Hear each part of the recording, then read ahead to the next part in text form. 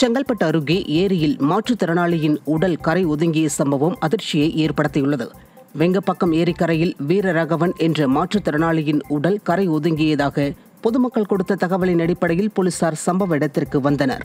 தொடர்ந்து அவரின் உடலை மீட்டு பிரேத பரிசோதனைக்காக அனுப்பி வைத்த போலீசார் நீச்சல் தெரியாத வீரராகவன் குளிக்க சென்று ஆழத்தில் சிக்கி உயிரிழந்தாரா அல்லது இது கொலையா என்ற கோணத்தில் விசாரணை மேற்கொண்டுள்ளனர். ராமநாதபுரம் அருகே நீதிமன்ற உத்தரவுக்கு எதிராக செயல்படும் தனியார் உப்பு நிறுவனத்தை கண்டித்து பொதுமக்கள் போராட்டத்தில் ஈடுபட்டனர். ஆனைக்குடி கண்மாயின் நீர்வரத்து பகுதியில் தனியார் நிறுவனம் 1000 ஏக்கர் விவசாய நிலத்தை அழித்து உப்பளம் பணியை துவங்கியது. இதனை எதிர்த்து பொதுமக்கள் உயர்நீதிமன்ற மதுரை கிளையில் வழக்கு தொடர்ந்தனர். நீதிமன்றம் உப்பள பணிகளை மேற்கொள்ளக்கூடாது என்றும் மாசு கட்டுப்பாட்டு வாரியம் மாவட்ட நிர்வாகத்திடம் அனுமதி பெற வேண்டும் என்றும் தெரிவித்துள்ளது. இந்த நிலையில் எந்த அனுமதியும் பெறாமல் பணியை தொடங்கிய உப்பள நிறுவனத்தை பொதுமக்கள் முற்றுகையிட்டதால் பரபரப்பு ஏற்பட்டது. திருவாரூர் அருகே முறையாக தண்ணீர் வழங்காத விடிய அரசை கண்டித்து ஊராட்சி மன்ற அலுவலகத்தின் உள்ளே மக்கள் காலி குடங்களுடன் உள்ளிருப்பு போராட்டத்தில் ஈடுபட்டனர். குறுக்கை கிராமத்தில் பல நாட்களாக முறையான குடிநீர் வழங்காதது தொடர்பாக நடவடிக்கை எடுக்க ஊராட்சி நிர்வாகத்திடம் கிராம மக்கள் பல முறை வலியுறுத்தியுள்ளனர். ஆனால் எந்தவித நடவடிக்கையும் எடுக்கப்படாததால் ஆத்திரமடைந்த மக்கள் திடீரென ஊராட்சி மன்ற அலுவலகத்தில் காலி குடங்களுடன் உள்ளிருப்பு போராட்டத்தில் ஈடுபட்டனர்.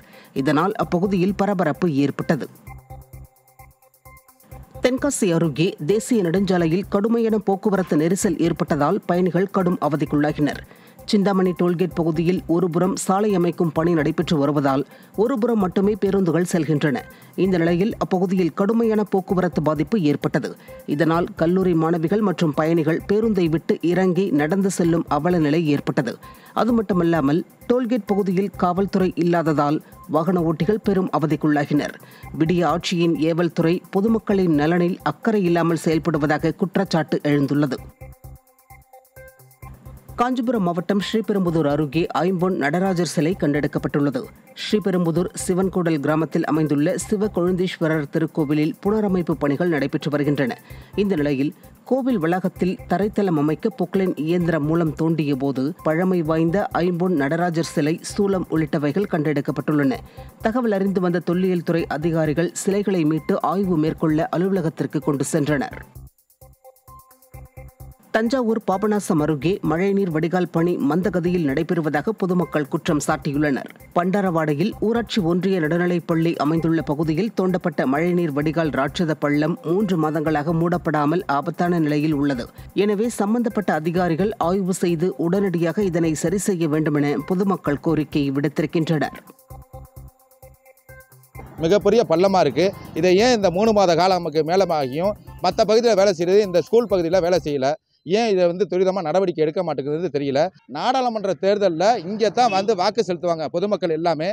அதுக்கும் ஒரு அபாயகரமாக இருக்குது. உடனடியாக சம்பந்தப்பட்டவர்கள் உடனடியாக நடவடிக்கை எடுக்குமாறு கேட்டுக்கிறோம். நீலகிரி மாவட்டம் உதகையில் இயங்கி வரும் 2 சர்வதேச பள்ளிகளுக்கு வெடிகுண்டு மிரட்டல் விடுக்கப்பட்டதால் பரபரப்பு ஏற்பட்டது. உதகை அருகே உள்ள முத்தோரை பாலாடா பகுதியில் செயல்பட்டு வரும் சர்வதேச குட் ஷெப்பர்ட் மற்றும் திட்டுக்கல் பகுதியில் அமைந்துள்ள JSS பப்ளிக் ஆகிய 2 தனியார் பள்ளிகளுக்கு இமெயில் மூலம் வெடிகுண்டு மிரட்டல் விடுக்கப்பட்டது. இதையடுத்து 2 பள்ளிகளிலும் மூப்பனாய் மற்றும் வெடிகுண்டு நிபுணர் குழுவினர்கள் சோதனை நடத்தினர். மேலும் வெடிகுண்டு மிரட்டல் விடுத்த நபரை போலீசார் தீவிரமாக தேடி வருகின்றனர். இதனால் அப்பகுதியில் சிறிது நேரம் பரபரப்பு ஏற்பட்டது. காஞ்சிபுரம் மாவட்டம் குன்றத்தூர் அருகே அரசு மதுபான கடையை அகற்றக்கோரி மாவட்ட ஆட்சியர் அலுவலகத்தை முற்றுகையிட்டு கிராம பெண்கள் போராட்டத்தில் ஈடுபட்டனர். குன்றத்தூர் அருகே ஆரம்பாக்கம் கிராமத்தில் கடந்த சில வாரங்களுக்கு முன்பு திறக்கப்பட்ட அரசு மதுபான கடையால் கிராம பெண்களுக்கும் பள்ளி குழந்தைகளுக்கும் பெரும் அச்சுறுத்தல் ஏற்பட்டுள்ளதாக பொதுமக்கள் குற்றம் சாட்டுகின்றனர். மேலும் உடனடியாக மதுபான கடையை மூட வலியுறுத்தி கிராம பெண்கள் ஆட்சியர் அலுவலகத்தை முற்றுகையிட்டு போராட்டத்தில் ஈடுபட்டனர். மதுபான கடையை அகற்றாவிட்டால் வரும் நாடாளுமன்ற தேர்தலை புறக்கணிக்கப் போவதாகவும் அப்பகுதி மக்கள் எச்சரிக்கை விடுத்தனர்.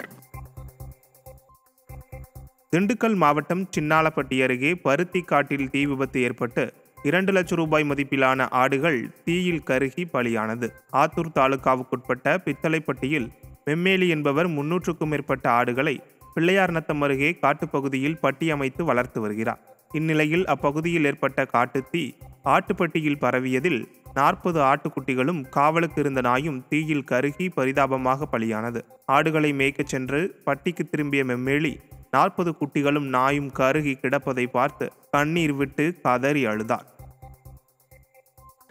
தூத்துக்குடி மாவட்டம் கோவில்பட்டியில் சுகாதாரமற்ற வகையில் செயல்பட்டு வந்த கடலை மிட்டாய் ஆலையின் உரிமத்தை உணவு பாதுகாப்புத்துறை அதிகாரிகள் தற்காலிகமாக ரத்து செய்தனர்.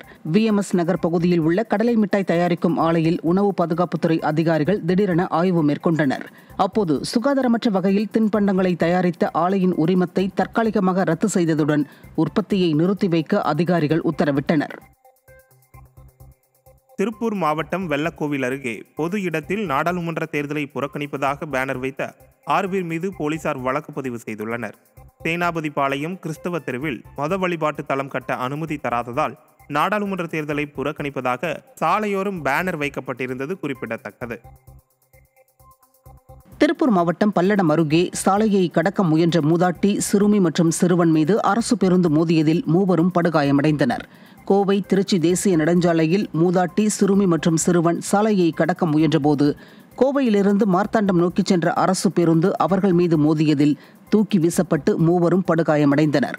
உடனடியாக அவர்கள் மீட்கப்பட்டு மருத்துவமனையில் அனுமதிக்கப்பட்ட நிலையில் மூதாட்டியின் நிலை கவலைக்கிடமாக உள்ளதாக சொல்லப்படுகிறது. இதுகுறித்து போலீசார் விசாரணை நடத்தி வருகின்றனர். கடலூர் மாவட்டம் காட்டுமன்னார்கோவில் அருகே வரதட்சணை கொடுமையால் பெண் தூக்கிட்டு தற்கொலை செய்து கொண்ட சம்பவத்தில் கணவரை போலீசார் கைது செய்தனர். மோவூர் கிராமத்தை சேர்ந்த கார்த்திகேயன் என்பவருக்கும் நடுத்திட்டு பகுதியைச் சேர்ந்த மணிமேகலை என்பவருக்கும் கடந்த 3 ஆண்டுகளுக்கு முன்பு திருமணம் நடைபெற்றுள்ளது. இந்த நிலையில் வரதட்சணை கொடுமையால் மணிமேகலை தூக்கிட்டு தற்கொலை செய்து கொண்டார்.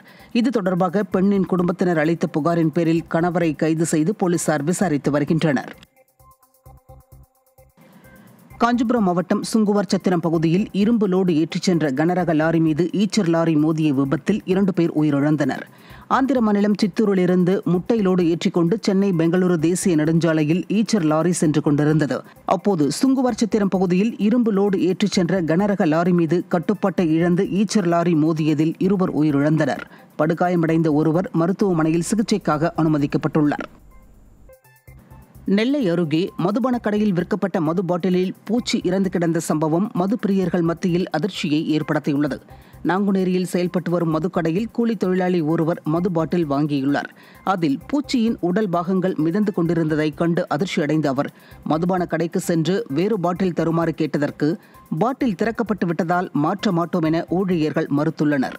இதனால் வேதனையடைந்த அவர் விடிய ஆட்சியில் அதிக விலை கொடுத்து வாங்கும் மதுவில் செத்த பூச்சிகள் மிதந்து குடிக்க முடியாத சூழ்நிலை ஏற்பட்டுள்ளதாக வேதனை தெரிவித்தார். ராமநாதபுரம் மாவட்டம் கடலாடி அருகே உள்ள ஆப்பனூர் கிராமத்தில் ஸ்ரீ அரியநாயகி அம்மன் கோவில் மாசா முளைக்கொட்டு திருவிழாவை முன்னிட்டு 2 பிரிவுகளாக மாட்டுவண்டி பந்தயம் விமரிசையாக நடைபெற்றது. சின்ன மாடு, பெரிய மாடு என 42 மாட்டு வண்டிகள் போட்டியில் பங்கேற்றன. இந்த போட்டியில் மதுரை, சிவகங்கை, விருதுநகர் உள்ளிட்ட மாவட்டங்களைச் சேர்ந்தவர்கள் கலந்து கொண்டனர். முதல் 3 இடங்களை பெற்றவர்களுக்கு பரிசுகள் வழங்கப்பட்டது. வேலூர் அருகே நாடாளுமன்ற தேர்தல் தோல்வி பயத்தில் வாக்காளர் பட்டியலை வைத்து உரிமை தொகை வழங்க கணக்கெடுத்த திமுகவினரிடம் இளைஞர்கள் வாக்குவாதத்தில் ஈடுபட்டனர். குடியாத்தம் நகராட்சிக்குட்பட்ட 27வது வார்டில் திமுகவைச் சேர்ந்த நபர்கள் விடுபட்டு போன மகளிருக்கு 1000 ரூபாய் உரிமை தொகை பெற்றுத் தருவதாக கூறி கணக்கெடுத்துள்ளனர். இத்தனை நாட்கள் இல்லாமல் தற்பொழுது தேர்தல் நேரத்தில் இதுபோன்ற பதிவு நடைபெற்றதால் ஆத்திரமடைந்த இளைஞர்கள் வாக்காளர் பட்டியலில் பதிவு செய்த பெண்ணிடம் வாக்குவாதத்தில் ஈடுபட்டனர். மேலும் விடியா திமுகவினர் அப்பாவி ஏழை மக்களை ஏமாற்றி வருவதாகவும் குற்றம் சாட்டினர்.